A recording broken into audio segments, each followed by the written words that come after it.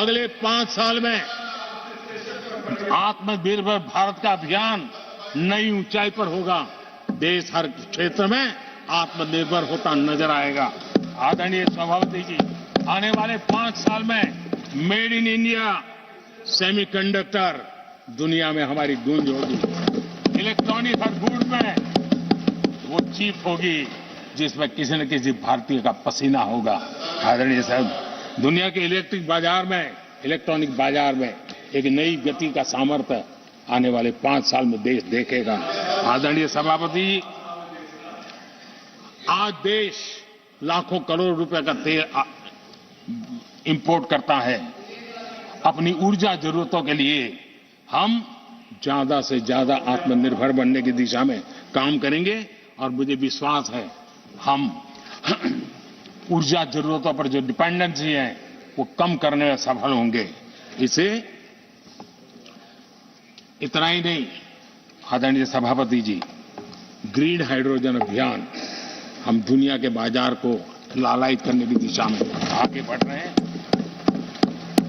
हमारा green hydrogen ऊर्जा जरूरतों को पूरा करने का सामर्थ्य रहेगा। इथेनॉल की दुनिया में हम तेजी से आगे बढ़ रहे हैं। हम 20% का लक्ष्य प्राप्त करके हमारे लोगों को ट्रांसपोर्टेशन में सस्ता मिले, इसकी व्यवस्था होगी। आदरणीय सभापति जी, जब मैं 20% इथेनॉल की बात करता हूं, उसका सीधा लाभ मेरे देश के किसानों को होने वाला है। किसानों की नई बचत में देश के हजारों करोड़ रुपया खाद्य तेल, हम कृषि प्रधान देश तो कहते हैं, लेकिन आज भी हजारों करोड़ रुपयों का खाने का तेल हमें बाहर से लाना पड़ रहा है। हमारा देश के किसानों पर मुझे भरोसा है और मुझे पक्का भी जो नीतियों को लेकर के हम चलते हैं, एडिबल ऑयल में मेरा देश बहुत एक आत्मनिर्भर 5 साल में हो जाएगा और जो पैसा बचेगा मेरे देश के किसान की जेब में जाएगा, जो आज विदेश के बाजार में जाता है। आदरणीय सभापति जी, केमिकल की खेती के कारण हमारी धरती मां को बहुत नुकसान हो रहा है। आने वाले 5 साल में नेचुरल फार्मिंग की तरफ देश के किसानों को ले जाने में हम सफलतापूर्वक आगे बढ़ेंगे। एक नया जागृति का काम होगा, हमारी धरती मां की भी सुरक्षा होगी।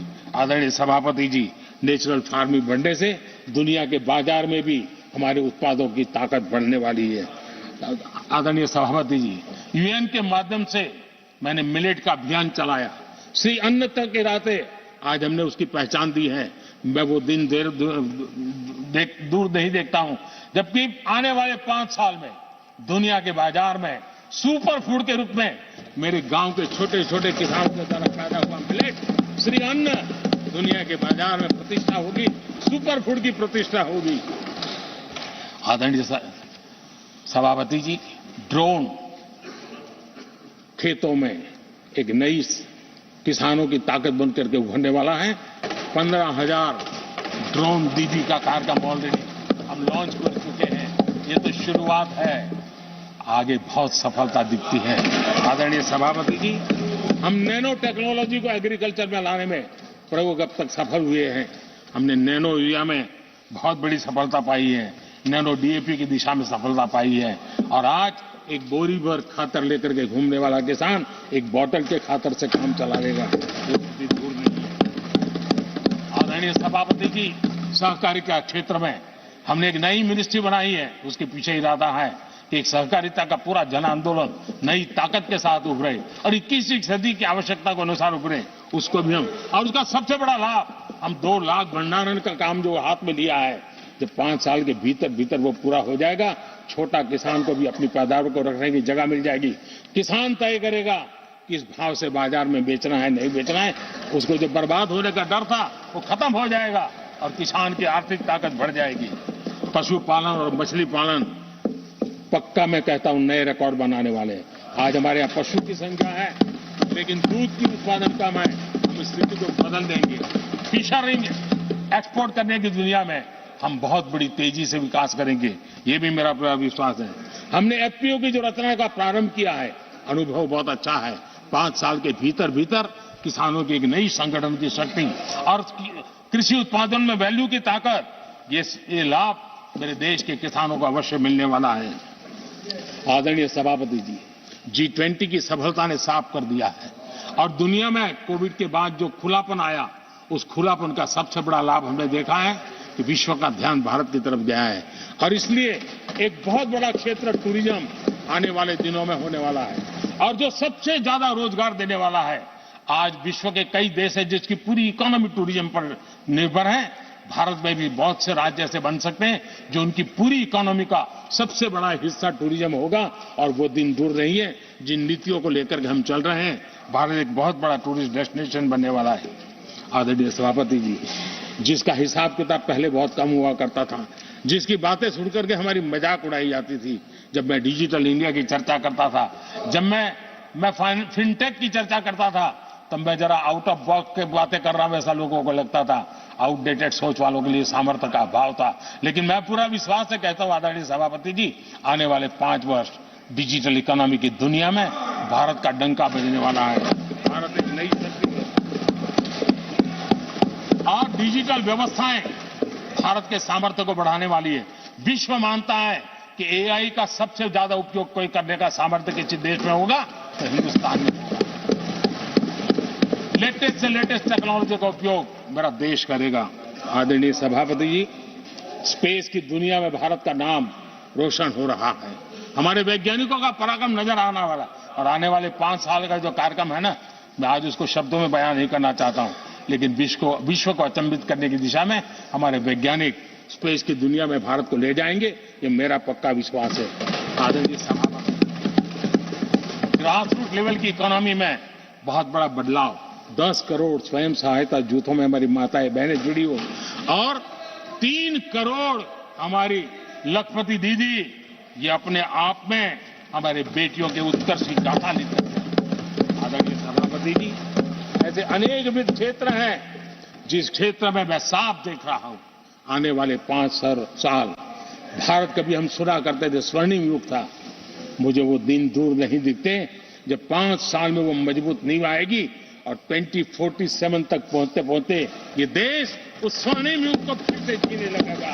इस विश्वास के साथ आदरणीय सभापति जी, विकसित भारत ये शब्दों का खेल नहीं है, ये हमारा कमिटमेंट है और इसके लिए हम समर्पित भाव से, हमारी हर सांस उस काम के लिए है, हमारी हर पल उस काम के लिए है, हमारी हर सोच उस काम के लिए समर्पित है। उसी एक भावना के साथ हम चले हैं, चल रहे हैं, चलते रहेंगे और देश आगे बढ़ता रहेगा, ये मैं आपको विश्वास देता हूं।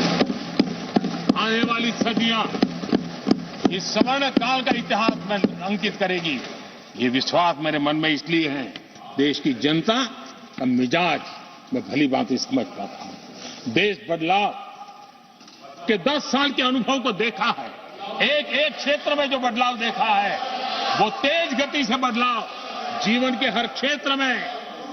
हर क्षेत्र में नई ऊंचाइयां, नई ताकत प्राप्त होने वाली है और हर संकल्प को सिद्धि तक पहुंचाना ये हमारी कार्यशैली का हिस्सा है।